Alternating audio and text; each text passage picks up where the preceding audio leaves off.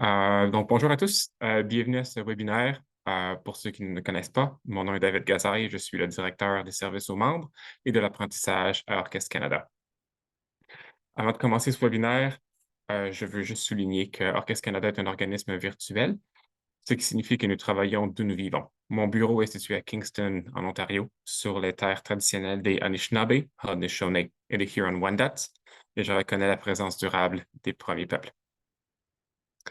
Un petit peu d'informations générales avant de commencer. Ce webinaire va être enregistré et il sera disponible sur notre site web dans les prochaines semaines. Je vous invite aussi à poser quelques questions que vous avez dans le chat. Nous allons y répondre à la fin. Le webinaire aujourd'hui a été organisé en moins d'une semaine, donc très à la dernière minute. Alors, je tiens à remercier les Jubinville, qui est gestionnaire de l'exécution du programme de permis avec les services canadiens de la faune, pour s'être porté volontaire à la dernière minute pour être présente aujourd'hui. Je tiens également à remercier les collègues de Lise, Andrea Hooker, qui est chef de promotion de la conformité, ainsi qu'Ose Kamga, qui est analyste à la promotion de la conformité. Il y aura des changements de régulation qui vont entrer en mesure très bientôt, des changements qui auront un impact quotidien sur plusieurs d'entre vous. Alors, il était très important pour nous euh, de vous inviter et d'inviter quelqu'un pour en parler, pour qu'on puisse partager l'information le plus possible. Sans plus tarder, je vais laisser la parole à Lise Jubinville. Bonjour tout le monde et bienvenue à une petite courte session d'information pour vous donner de l'information au sujet des modifications au règlement au Canada pour l'importation ou le mouvement d'ivoire d'éléphant et de cornes de rhinocéros qui a été annoncé par notre ministre à la mi-novembre et qui sera en vigueur le 8 janvier. Alors, il va y avoir des impacts potentiels sur les musiciens, sur les instruments que les musiciens pourraient transporter avec eux. Alors, il y a des choses importantes que vous aurez à savoir. Et je vais une petite présentation que je vais ouvrir et partager mon écran. Non, pas celui-là.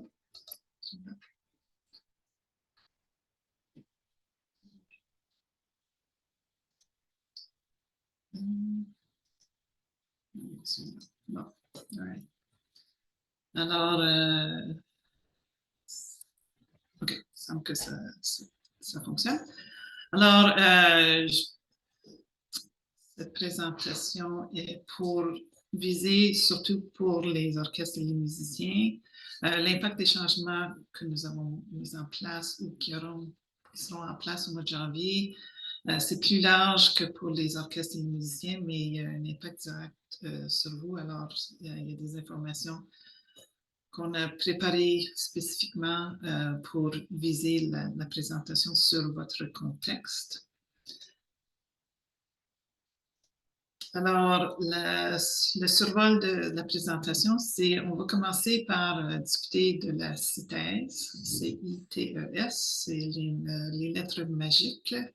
Et on va vous expliquer ce que c'est, comment la CITES est administrée au Canada, pourquoi cette modification a été faite, et les changements, qu'est-ce qui a changé à partir de ce qu'on fait présentement, ce qui n'a pas changé, et quel sera l'impact sur l'importation ou l'exportation d'instruments de musique en particulier, et comment obtenir des permis si vous en avez besoin, si c'est requis pour votre instrument ou les instruments d'un orchestre, ainsi que de l'information pour nous contacter.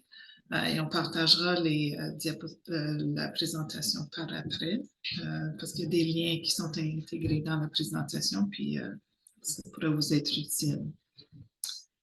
Alors, on commence avec la CITES, c'est une convention internationale pour la protection de la faune et de la flore, pour assurer que le commerce international de ces espèces ne cause pas l'extinction. Alors, c'est vraiment axé sur le commerce international, c'est le mouvement. Puis, quand on parle commerce, On ne veut pas nécessairement dire qu'il y a de l'argent qui est échangé. Le commerce, dans le contexte de la CITES, ça veut dire le mouvement d'un pays à un autre. La CITES est là depuis 1973 et il y a présentement 183 pays membres, plus l'Union européenne.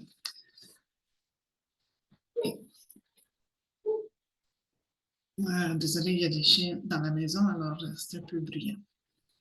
Et l'objectif, c'est qu'on ne veut pas que le commerce même cause un danger à la survie de l'espèce. On ne veut pas aimer les espèces au point où on les menace. Il y a au-delà de 40 000 espèces qui sont protégées sous la CITES. La façon qu'on fait, qu'on les protège ou qu'on aide vers le commerce international, c'est par un système de permis. Alors, on regarde est-ce qu'on peut importer ou exporter une espèce. Et les espèces sont protégées à 3 niveaux. Ils sont mis dans des annexes, l'annexe 1, 2 ou 3. Et l'annexe 1 étant l'annexe qui a la plus haute protection. Alors, il y a plus de restrictions.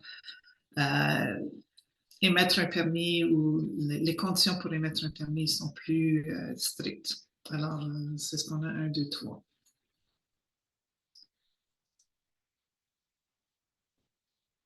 La CITES est une convention internationale, il y a 183 pays, mais ça n'a pas force de loi. Alors, il faut que chaque pays mette en place leur propre règlement et leur façon de faire pour mettre ça en vigueur.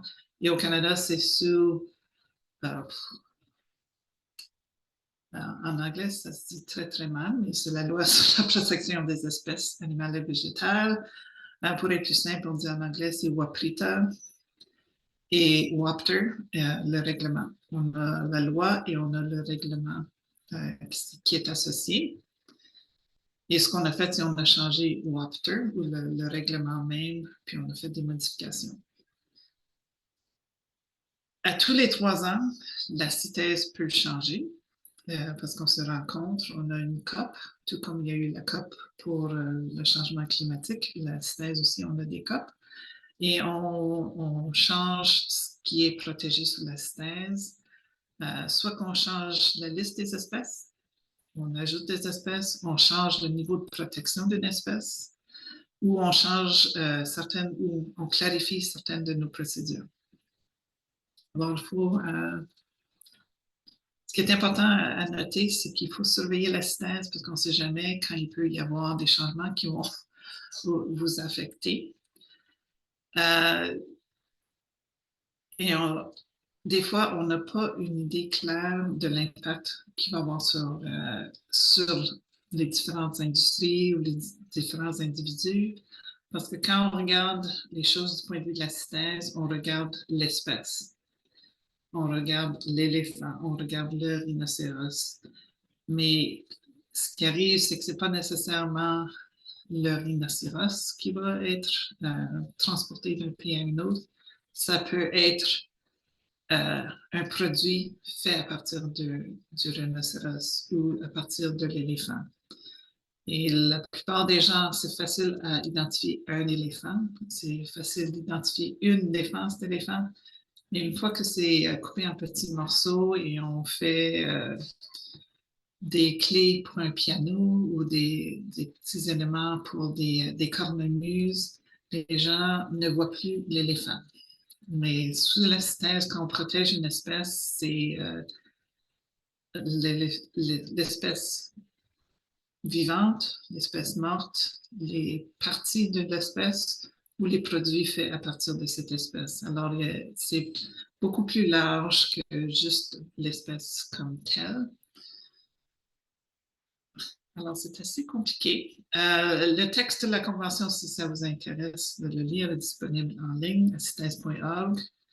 Et si vous vouliez savoir quelles sont les espèces visées par la CITES, il y a un outil créé par la CITES qui permet de mettre le nom scientifique d'une espèce et voir si oui ou non est dans les 40 000 espèces qui sont protégées sous la CITES. parce que des fois, c'est difficile de se souvenir de toute la liste. J'en connais probablement quelques centaines, mais pas les 40 000 en entier. Ce qui est important à noter dans les 40 000 espèces protégées sous la CITES, c'est qu'il y a, je pense qu'il y a au-dessus de 34 000 de ces espèces-là, ce sont des plantes. Alors, si vous avez des orchidées dans votre maison ou des cactus, toutes les orchidées, tous les cactus sont protégés sous la CITES. Et un point intéressant, c'est la vanille vient d'une orchidée.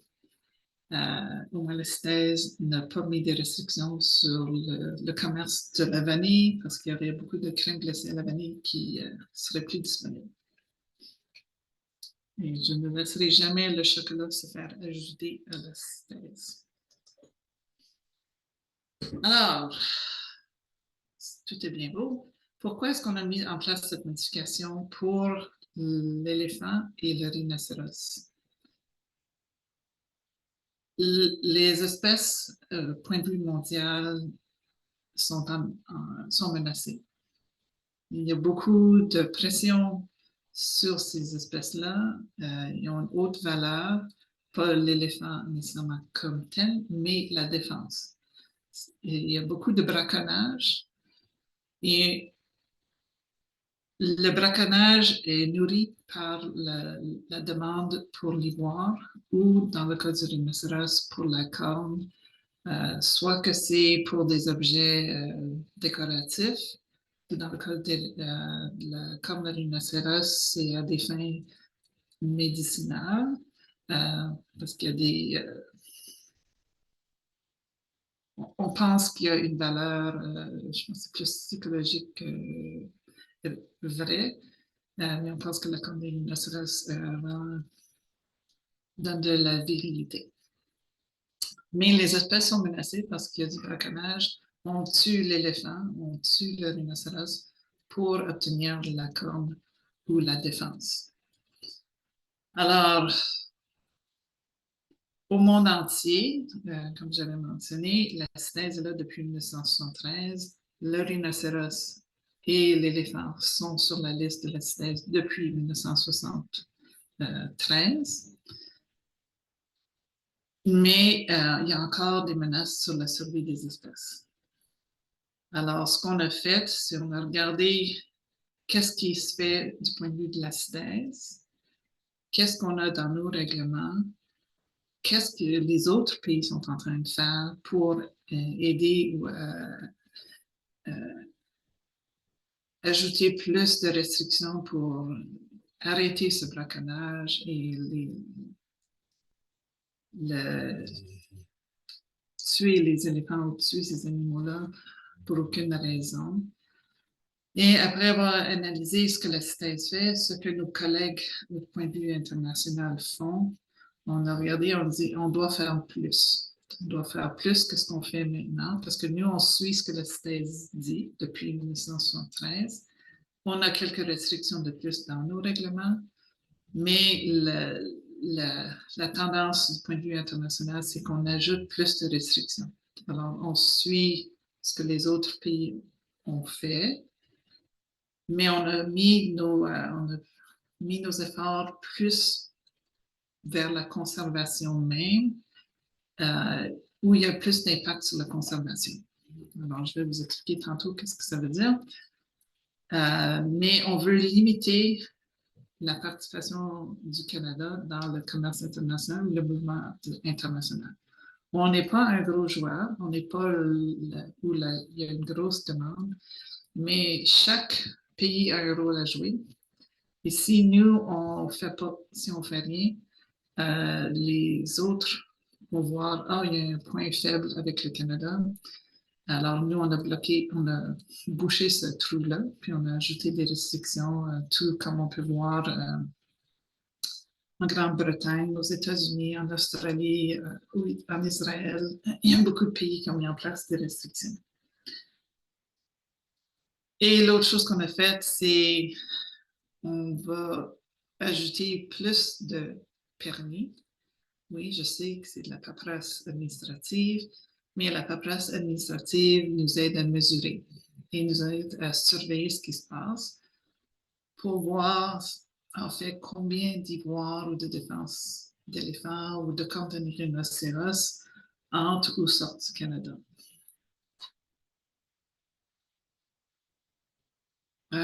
Qu'est-ce qui a changé? Alors, le premier point, c'est que les défenses ou les cornes à l'état brut, ils n'ont pas été modifiés, ils n'ont pas été sculptés, c'est la défense ou la corne brute. C'est interdit. On ne laisse pas ces défenses ou ces cornes entrer au Canada ou sortir du Canada à l'état brut. Point. À partir du 8 janvier, il n'y en aura plus. Sauf si c'est pour un musée ou un zoo ou pour la recherche scientifique ou pour nos agents de l'application de la loi quand ils font quand ils ont des cas où ils doivent envoyer une défense à un autre pays pour un cas qui s'en va en cours. Alors, à part ça, il n'y en a pas en tout.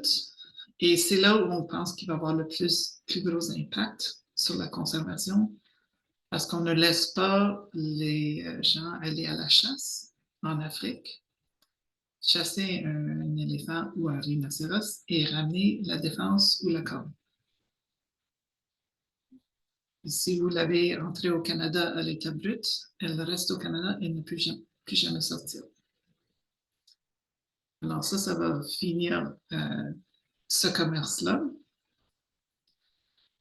Et l'ivoire ou la corne de rhinocéros travaillée. Alors, si vous avez une défense d'éléphant qui est complètement sculptée, ou vous avez des petits bonhommes sculptés en ivoire, ou une corne de rhinocéros, je ne sais plus, ils font une jambe de coupe pour boire de la corne de rhinocéros. C'est tout travaillé. Oui, on pourra laisser ces défenses ou les cornes de rhinocéros travailler, entrer ou sortir du Canada, mais ça va prendre un permis pour toute importation et toute exportation. Présentement, jusqu'au 8 janvier, il y a une exemption personnelle. Alors, si ce sont vos effets personnels, disons que vous avez un piano et vous allez déménager aux États-Unis avec votre piano, vous pouvez le mettre dans le camion, vous pouvez arriver à la frontière des États-Unis, dire c'est tous mes effets personnels, il y a ma chaise, il y a mon frigo, il y a mes lampes, et il y a un piano avec des touches en ivoire. Ça fait partie de vos effets personnels et ça peut traverser sans permis jusqu'au 8 janvier. Après ça, si vous déménagez avec votre piano, ça va prendre un permis émis par le Canada parce qu'on ne laisse plus rien sortir sans permis. Et pour nous, que ce soit de l'ivoire frais ou que ce soit de l'ivoire vieux, vieux pour nous, c'est la définition de synthèse, quelque chose qui a été récolté avant 1975. Ça ne fait pas de différence, ça prend un permis.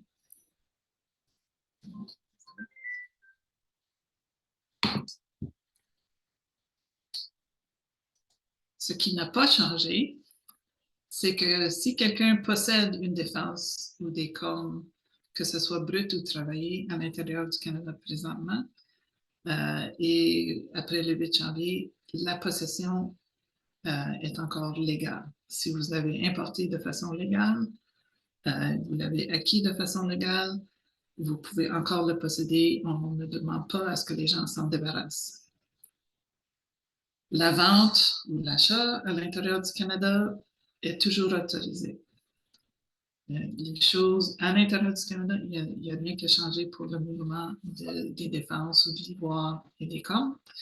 La possession et la vente est toujours permise. En fait, de permis ou de restrictions pour ce qui est d'autres types d'ivoire, qui viennent du narval, du morse, que les autres appellent de l'ivoire, d'autres genres d'ivoire. Les restrictions sont pareilles. La plupart de ces choses-là sont déjà protégées sous la CITES. Les mêmes restrictions ou les mêmes besoins de permis existent. Il n'y a rien qui change pour eux. Pour le mammouth, les bois de mammouth, malheureusement, le mammouth est extinct. Donc, le mammouth n'est pas sous la CITES parce qu'il n'y a rien que je peux faire pour protéger l'espèce ou la survie de l'espèce. Alors, le mammouth reste à l'extérieur de la CITES. Il faut simplement s'assurer que c'est très, très clair. Si on transporte quelque chose et on dit que c'est l'ivoire de mammouth, que c'est bien décrit ou il y a les documents à l'appui.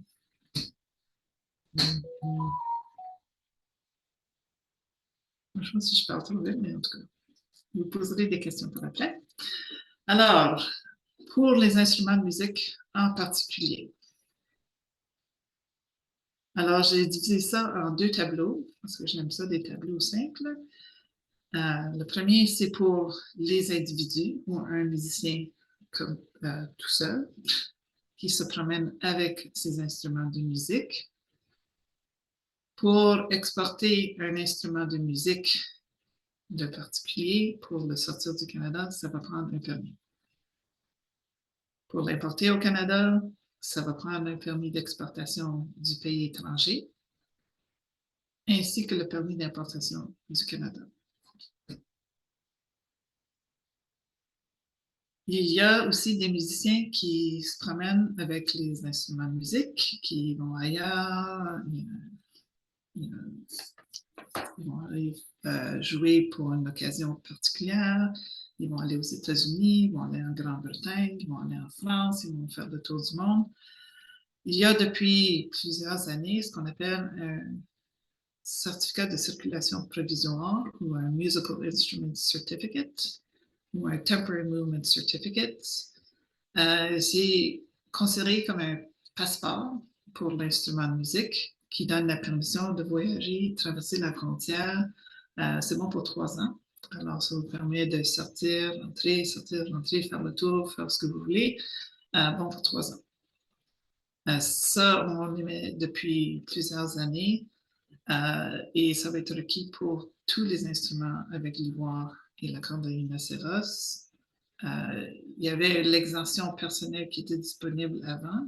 Il permettait de transporter votre propre instrument de musique, aller et sortir. Mais maintenant, l'exemption n'est plus disponible. Il faut toujours avoir ce certificat de circulation provisoire. Ceux qui se rendaient aux États-Unis, les États-Unis, depuis je ne sais plus combien d'années, ne reconnaissaient jamais l'exemption personnelle pour des choses avec de l'ivoire. Donc, ceux qui voyageaient aux États-Unis devaient toujours obtenir ce certificat-là. Alors, ça ne change pas beaucoup pour eux. Ceux qui se rendaient en Grande-Bretagne, eux reconnaissaient l'exemption personnelle. Alors, nous, on laissait les musiciens aller en Grande-Bretagne sans permis. Mais à partir du 8 janvier, désolé, même si eux reconnaissent l'exemption, nous, on ne la reconnaît plus. Un musicien d'un autre pays qui vient ici avec leur instrument, qui viennent faire une tournée, puis veulent retourner chez eux par après, vont devoir obtenir le certificat d'instrument de musique CITES des autorités CITES de leur pays. Et il va falloir un certificat d'importation et exportation temporaire canadien. Alors, c'est bien beau que l'autre pays donne le certificat d'instrument de musique. Nous, on doit ajouter notre vérification et notre permission par-dessus. Alors, on a créé un genre de mouvement, un tout petit certificat pour laisser entrer et sortir l'instrument de musique, ce qui nous permet de vérifier et confirmer la quantité ou le genre d'instruments qui entrent au Canada et qui sortent. Comme j'avais indiqué plus tôt, c'est pour mesurer. On doit savoir ce qui se passe et ce certificat nous permet de savoir ce qui se passe.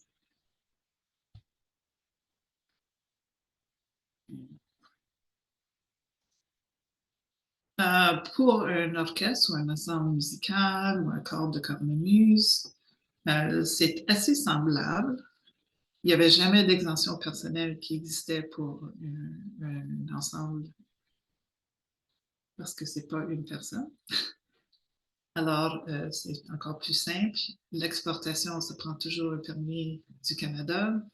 L'importation, ça prend le permis du pays étranger et le permis d'importation du Canada. Il y avait aussi le certificat de circulation provisoire qui était disponible pour des ensembles de musique qui doit être utilisé. Et pour la même chose pour les ensembles qui viennent d'un pays étranger, ils doivent obtenir le certificat d'instrument de musique STES de leur pays et le certificat temporaire du Canada.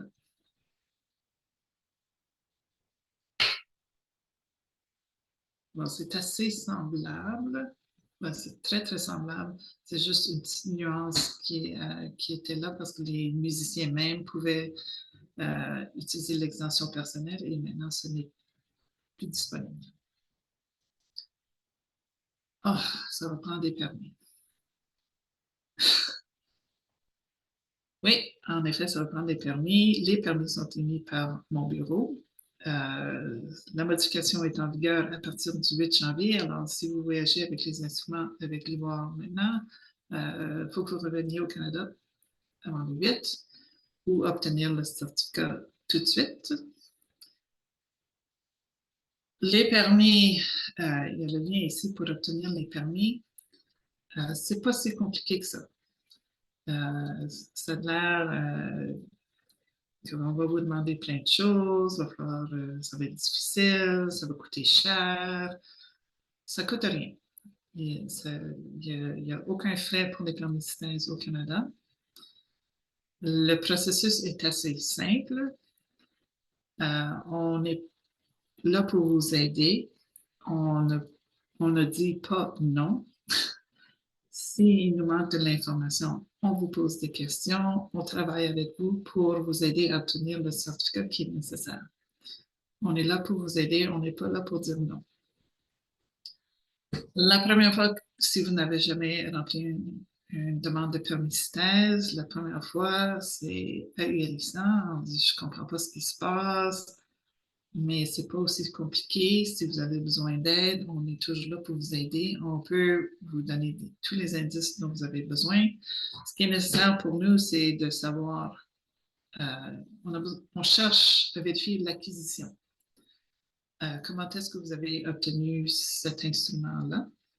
Est-ce que vous avez reçu quelque chose d'écrit quelque part, une entente, un prêt, quelque chose comme ça?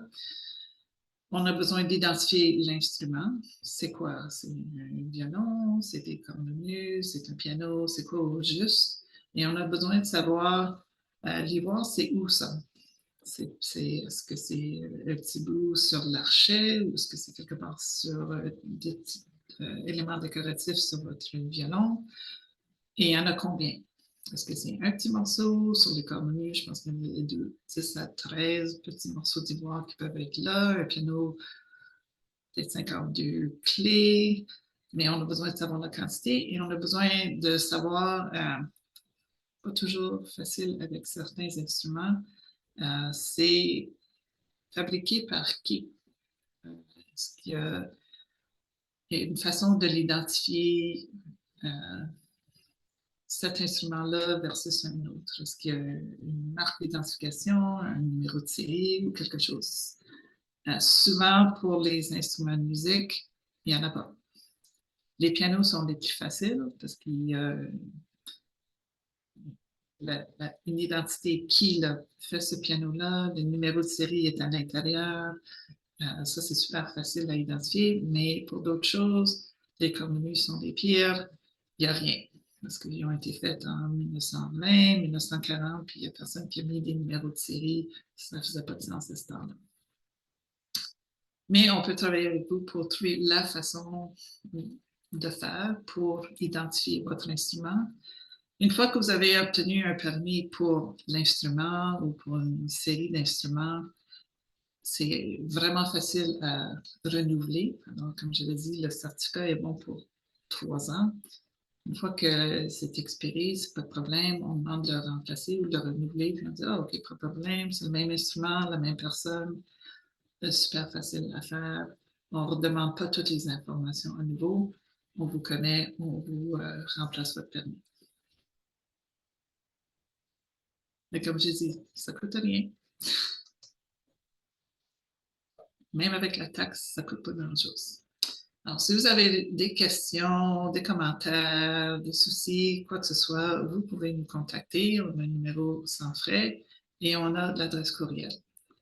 Je vous suggère toujours d'utiliser l'adresse courriel parce qu'avec le travail hybride, on n'est pas toujours au bureau. Donc, on ne répond pas au téléphone. Si vous laissez un message, on va vous rappeler, mais ce n'est pas aussi vite que d'envoyer un courriel que je vois. Je regarde les courriels tous les jours. Alors, si vous nous envoyez un courriel, je vais le voir et je vais vous répondre aussitôt que possible. Si vous avez des questions au sujet du règlement, comment ça fonctionne, des petits détails au sujet du règlement, il y a l'adresse courriel pour le groupe de Andrea Hooker, qui est pour le règlement de la faune. Vous pouvez poser les questions liées au règlement comme tel. Vous pouvez l'envoyer aux deux, à notre adresse courriel pour la synthèse ou au règlement de la faune. Entre nous, on peut pouvoir vous répondre.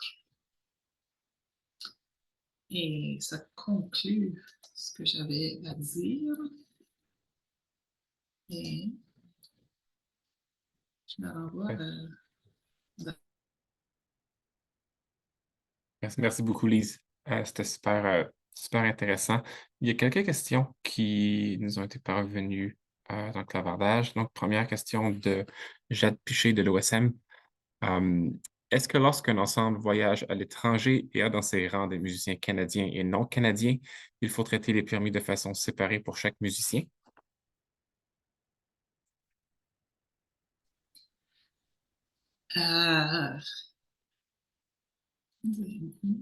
Très bonne question. Ça dépend si le permis est émis pour un...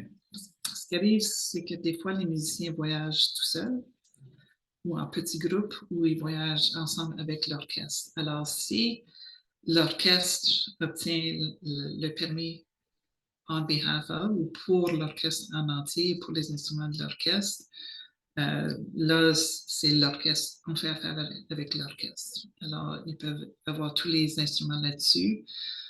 Puis même, c'est toujours possible aussi d'avoir un permis pour l'orchestre, ainsi que les permis pour les musiciens. Alors, si les musiciens veulent voyager de façon indépendante, ils peuvent avoir leur propre permis, ou s'ils voyagent avec l'orchestre, ils utiliseraient le gros permis.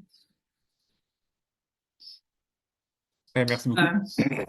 Je veux juste noter une autre chose, c'est que le besoin de permis existe aussi pour les instruments avec le bois du Brésil, d'Alberja Negra.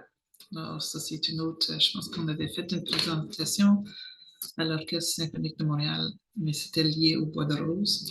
Alors, ça existe encore. Juste pour le bois de rose du Brésil.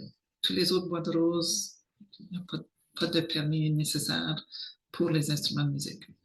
J'avais oublié de mentionner ça. Merci pour le petit détail ici. Une autre question qui vient de Melanie Hall de la Fédération canadienne des musiciens.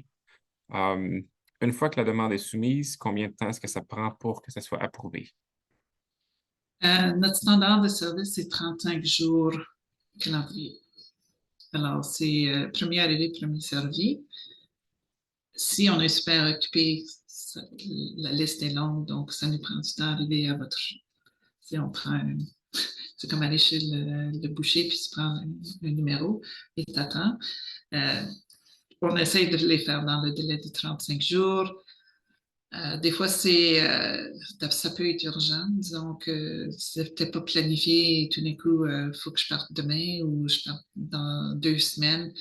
C'est bon de nous le signaler. On peut faire notre possible d'accommoder si c'est urgent, mais ça ne peut pas être urgent pour tout le monde parce que j'ai quand même une petite équipe. Alors, il y a une limite à ce qu'on peut faire.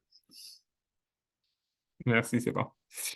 Il n'y a pas d'autres questions à date. On va laisser peut-être un petit moment. Si vous avez des questions, n'hésitez pas à les mettre dans le clavardage ici.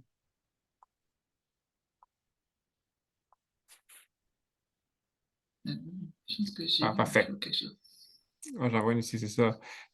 Si tous les musiciens, ça c'est de Luc Chaput qui vient de l'Orchestre métropolitain, si tous les musiciens ont leur permis, est-ce que l'orchestre doit également demander un permis? Euh, ce qui est complexe, c'est faux. Si on a le permis, c'est pas suffisant d'avoir le permis en main, c'est qu'il faut le présenter à la douane. Alors, ça dépend combien de personnes veulent se présenter, veulent faire passer toute la paperasse à la douane. Et ça dépend aussi euh, si le musicien accompagne l'instrument ou non. Alors, disons que ça s'en va aux États-Unis, tout est mis dans un camion, puis ça se fait transporter, puis les musiciens s'en vont en avion. Ça donne pas. Il faut que la paperasse suive l'instrument. Alors, si c'est plus facile pour que l'orchestre euh, fasse le processus pour traverser la frontière, présenter les documents pour validation, dans ce cas, c'est mieux que l'orchestre, ça soit associé à l'orchestre. Mais si c'est quelqu'un qui va prendre l'avion avec ses cornemuses, c'est mieux qu'ils aient leurs propres documents pour leur cornemuse. Ce qu'il faut faire attention, c'est que euh, s'il y a un permis pour l'orchestre et tous les instruments avec l'ivoire, il faut que ça passe tout en même temps. Alors, si la moitié de l'expédition qui part aujourd'hui, puis le restant va partir demain ou après-demain. Le papier est parti, puis là, t'en as d'autres, puis les papiers et les instruments sont plus associés. Alors, c'est juste plus la gestion. C'est quelle est la façon probable que les instruments vont voyager, puis comment est-ce qu'on garde tout ensemble. Merci pour la clarification ici. J'imagine qu'il va y avoir des mix des fois que je pourrais avoir les contrebasses de l'orchestre ou les violoncelles de l'orchestre qui partent sur un camion, puis les musiciens qui ont des violons ou des altos, quelque chose qui vont être avec eux. C'est ça. Alors, Euh, peut-être qu'il faut faire un quatre ou, mix des cinq deux. petits, Ouais, 4 ou 5 petits permis avec certains groupements. Je ne sais pas si c'est de la discrimination. Les violoncelles puis les violons, on ne peut pas se parler. Donc, il y a d'autres questions qui viennent d'arriver. Une autre encore de Mélanie Hall de la Fédération canadienne des musiciens. Est-ce que c'est nécessaire d'avoir la copie originale? Oui. OK. Donc, pas de copie, version originale. Pour passer à la douane, c'est la version originale. C'est toujours bon d'avoir une copie juste au cas où que l'original se perde, mais c'est comme un passeport. Ça prend le vrai. Mhm. Et une question aussi de Joanne Morin. Je ne connais pas tous les matériaux faisant partie de mes violons et archets. Comment les faire identifier? Hmm. Euh, hmm. Le, la corne rhinoceros, j'ai rarement vu ça utilisé pour des instruments de musique. Alors, je suis probablement OK de ce point de vue-là. L'ivoire, c'est tough. S'il y a quelque chose de blanc là-dessus, là, et si c'est très vieux, les chances sont bonnes que ce soit de l'ivoire. Il y a possiblement des experts ou les gens qui réparent les instruments, des fois, ils peuvent identifier certaines choses. En fait de bois de rose, extrêmement difficile à identifier. Savoir est-ce que c'est du bois de rose de l'Inde, du bois de rose du Brésil, du bois de rose d'Asie. Très difficile de savoir, surtout parce que les instruments ou des choses sont teintes ou sont vernies. Alors, pour identification du bois, c'est souvent la couleur, mais c'est la couleur quand c'est quelle couleur nature. Alors, quand un meuble ou quelque chose a été transformé, vraiment difficile à identifier. Des fois, la chose la plus simple, c'est juste dire, bon, ben, je sais pas, je peux pas l'identifier, je veux pas que quelqu'un vienne prendre un petit morceau puis fasse un test scientifique pour l'identifier. Je vais supposer que c'est le bois de rose du Brésil et je vais demander un permis. Peut-être que ça ne l'est pas, peut-être que ça l'est, mais au moins tu as le permis, puis il n'y a pas de souci. C'est comme apporter ton... si tu veux pas qu'il pleuve, tu apportes ton parapluie. C'est ça. Le permis, c'est comme un parapluie. C'est l'idée générale, oui. Puis, la dernière question qu'on a pour l'instant, c'est est-ce que le Pernambouc est protégé? Et, mais pas dans un archer. Pas quand il est transformé en archer. OK, donc juste quand c'est la version brute. Oui, puis il faut que ça sorte du Brésil. C'était la discussion qu'on a eue l'année passée. Oui, 2022, ça n'affecte pas les musiciens à l'extérieur du Brésil. Je ne comprends pas exactement ce qu'ils ont fait là, mais c'est compliqué pour rien. Mais en tout cas, les musiciens canadiens n'ont pas d'inquiétude. OK, parfait, merci. Ouais, toujours plus de questions pour l'instant. Puis j'imagine qu'il y a eu assez de temps pour que les gens nous les envoient. Donc, merci vraiment beaucoup, Lise. Merci à Andrew puis à Osée de vous être libérés aujourd'hui pour cette session-ci. Comme je l'ai dit au début, l'enregistrement va être disponible sur le site d'Orchestre Canada dans les prochaines semaines. Puis, on va aussi partager la présentation que Lise a utilisée aujourd'hui. Comme ça va être pas mal plus facile d'accéder aux liens qui sont dans la présentation. Donc, merci encore beaucoup à ceux qui sont venus. Merci à Lise, Andrea, puis Osée. Puis, si vous avez des collègues qui ont manqué, bien, vous pouvez partager ça avec eux. Puis, sinon, on va avoir la version anglaise de cette présentation-là vers à midi aujourd'hui. Donc, vous êtes bienvenus d'y assister encore. Je vais peut-être avoir des nouvelles histoires. On ne sait jamais. Ouais, merci à tout le monde encore d'être venu. Puis, passez une belle fin de journée. Okay. À plus tard.